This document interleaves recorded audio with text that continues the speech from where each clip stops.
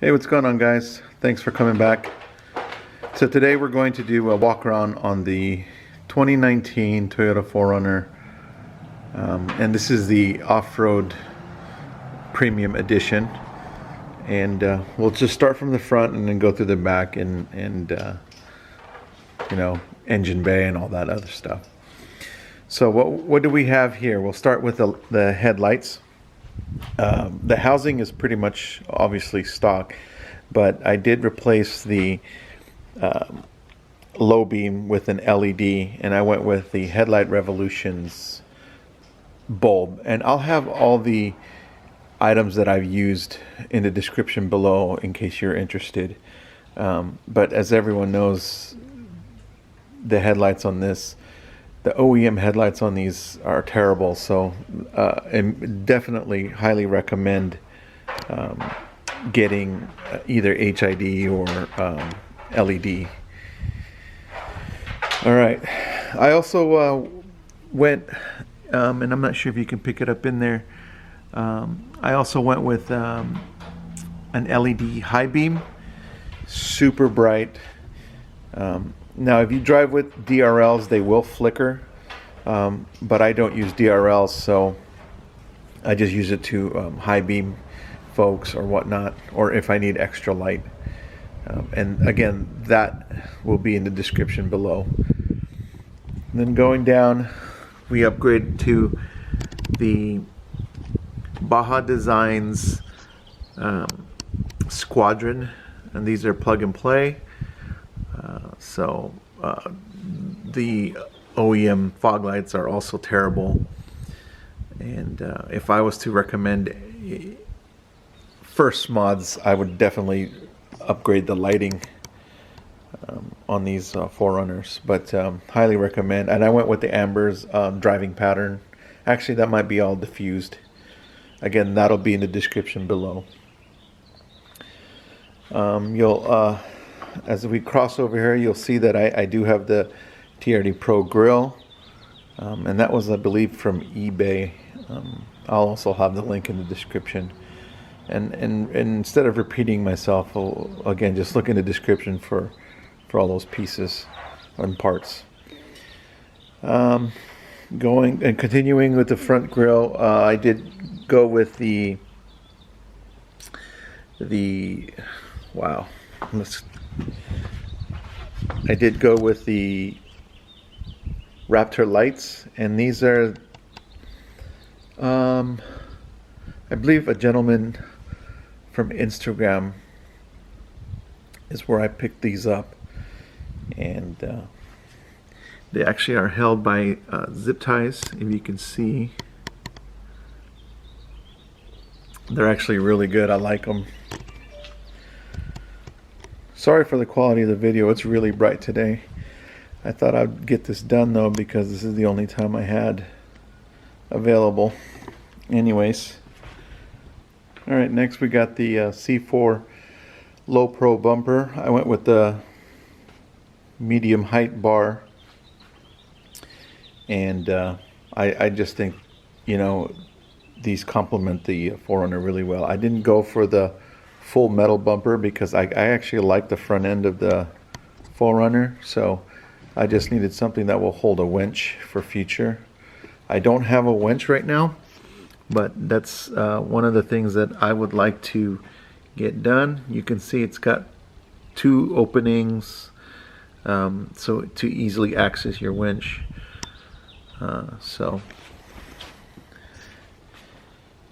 that's the bumper right there. I'll get you a side angle of that.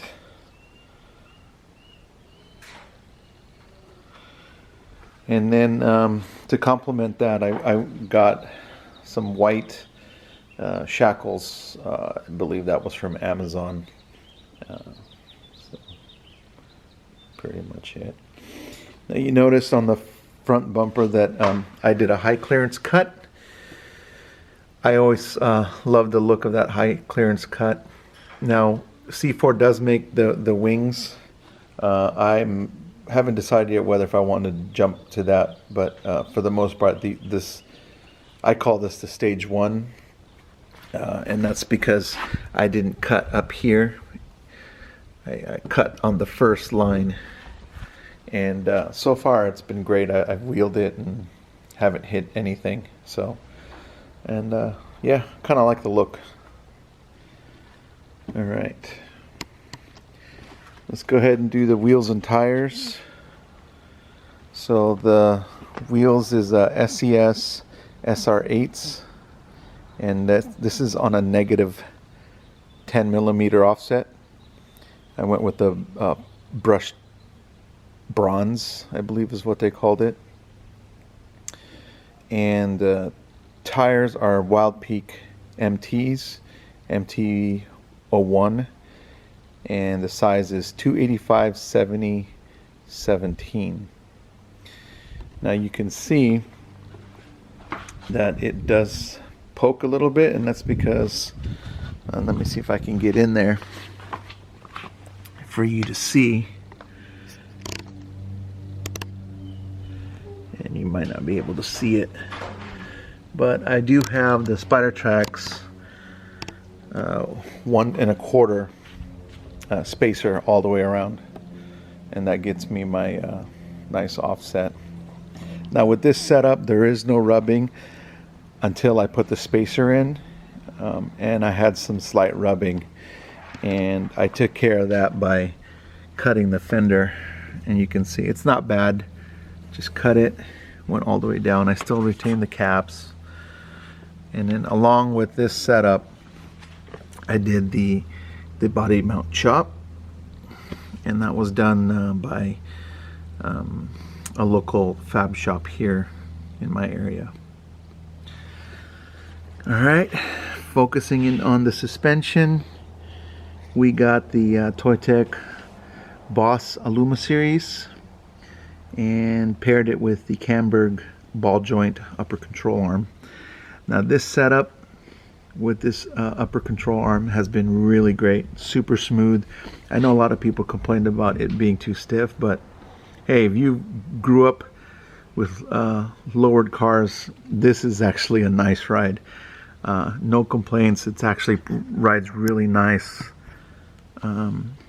Didn't need the, I mean, I was contemplating like everyone else, do I go Kings and buy ones, cry ones, but I think I did a pretty good decision making on this setup. I actually love it. Super quiet. I would say have had it for 3 months now, and no issues, none whatsoever. All right, we'll jump up here real quick, and we will talk about these ditch lights. These are again Baja S2 Sports. Supposedly it's for, you're supposed to angle it towards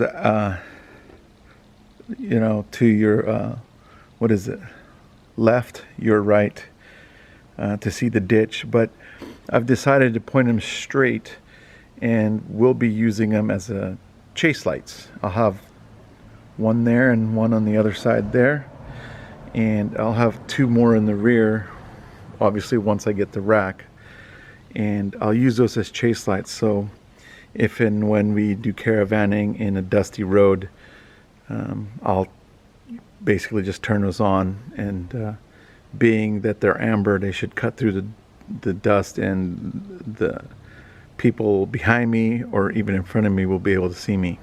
So that's the purpose of that. Okay, in the rear we don't have much in the rear, but we do have this Gobi Ladder. To be honest with you, I just got it for aesthetics. I think it looks cleaner with the ladder in the rear. I don't know that it'll actually hold, but you know, there are people that actually use it.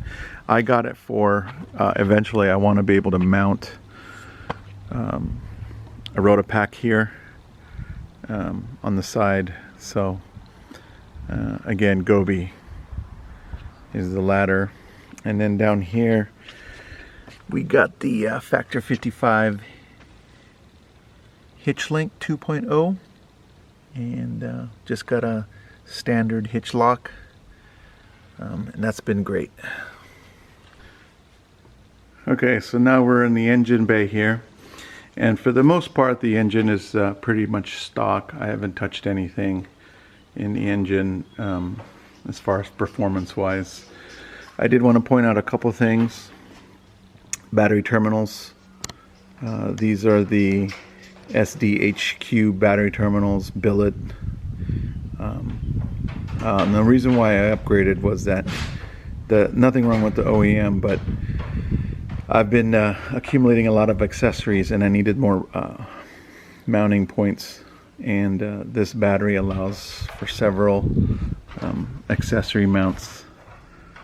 You can see you can put 2 in the rear, on top, on the side there for bigger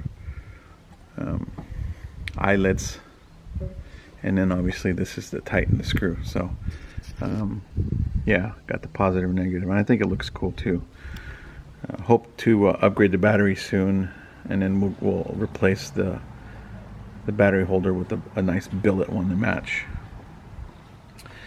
And then going here, we got the CTEK battery analyzer, and this is a Bluetooth device. So you just basically attach the positive and negative leads straight to the battery, and then you install the app on the iPhone or Android, whichever you have, and you get to monitor your battery. It gives you voltage, the status of the charge of the battery, and temperature. So that was kind of neat. And then over there is one of my favorite mods. This is the Switch Pro SP9100. Now, how many of you guys in the past have run accessories and just had a rat's nest in the back of your dashboard with all the wires going through the firewall and whatnot? This switch allows you to neatly get rid of that rat's nest, and you only have one cable running into your dash. And I'll show you the controller in just a sec, but basically this is the negative bus bar, and then these are your leads. So each of these wires is a button, and so for this one is my those chase lights that are right on the side of the hood. And so I plug the positive into this switch and then the negative over here, and so you can see I have 1, 2, 3, 4, 5, 6 left. So I've used 2, so one for my ditch lights, and then this one here I'll talk in a minute, and that's basically my ARB onboard compressor. So let me show you the switch now. So here's the switch, and I think it just looks really clean. No more rat's nest behind the dashboard, and super flat, and aesthetics wise I think it looks really great. Okay, going back to finishing this off, we have the ARB onboard compressor. Now I opted for the single only because the budget allowed for it, but you can put a dual mount there.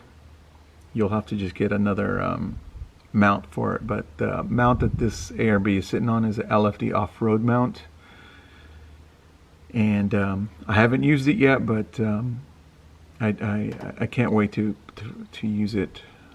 Basically, I don't have to depend on anyone for airing up, or having to drive a few miles to the nearest gas station to air back up after wheeling. So yeah, pretty excited about that as well.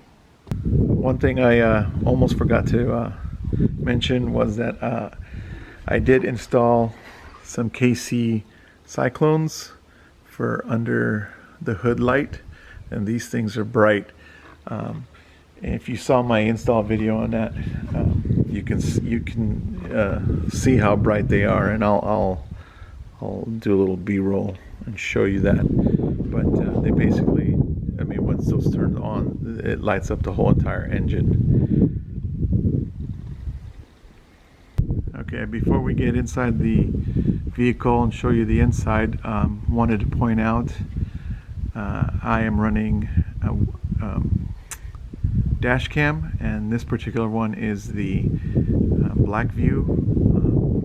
I forgot the model number, but I'll have it listed below. And if you guys aren't running a dash cam by now, I highly recommend you do. Just for insurance purposes, you know, there's a bunch of shady people out there nowadays, so just something that records every day is highly recommended. And then just below that, I'll speak on that more in the inside, is my Valentine 1 radar detector. Okay, so we're inside the vehicle now. Not too much is changed in this vehicle. Again, there's the Switch Pro switch conveniently mounted right there. You'll see this flat antenna, and I'll speak on that just a little bit. So you won't be able to see this mod, but just behind that speaker grill, right there, I switched out the OEM and went with the Subaru. I believe they're the kickers, and they improved a little bit. And to be honest, I'm not really an audiophile guy, so I really barely was able to tell. What stood out the most was when I upgraded the head unit on this Toyota 4Runner. So I'll get to that in just a bit. So I basically upgraded the tweeters to the kicker. Monitoring tire pressure. These 4Runners only have a dummy light in the dash that tell you if your tire is low. However, you don't know which tire it is. So this scan gauge is one of the best mods you can probably buy. Not only can this tell PSI, but it'll do voltage reading. It'll do like check engine light status and resets and whatnot. So it's a very useful tool. For the most part, though, I only use it to check my PSI levels on the tire, and I'll show you that right now. So start the car,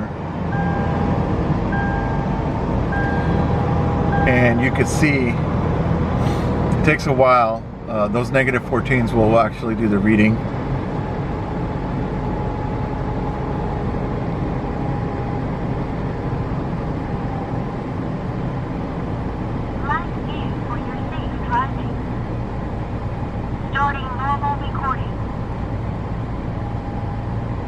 Now the car's been sitting in for a while. Haven't moved it, so it's gonna take a while. So you can see the left, or I'm sorry, the right front is reading already. Left front is reading already, and it'll just be a matter of time for the right rear. But you can see now I'll be able to monitor, you know, the actual pressure on each of my tires, and if one is down, I'll know which one it is. So.